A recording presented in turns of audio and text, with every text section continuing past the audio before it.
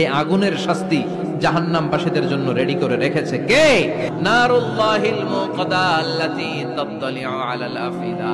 জাহান্নামের আগুন, আল্লাহর আগুন, দুনিয়ার আগুন। আঙ্গুলে লাগলে আঙ্গুল জ্বলে, পায়ে লাগলে পা জ্বলে, পেটে লাগলে পেট জ্বলে, মাথায় লাগলে শুধু মাথা জ্বলে।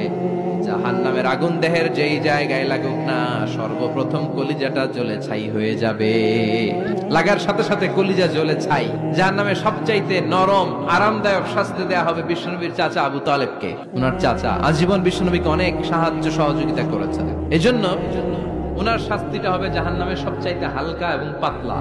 হাদিসে এসেছে ইউদাউ ফি আখমাসি কদামাইহি জামরাতান। তার পায়ের নিচে দুইটা জাহান্নামের জুতা পরিয়ে দেয়া হবে। ফায়াগলি বিহি দিমাগু।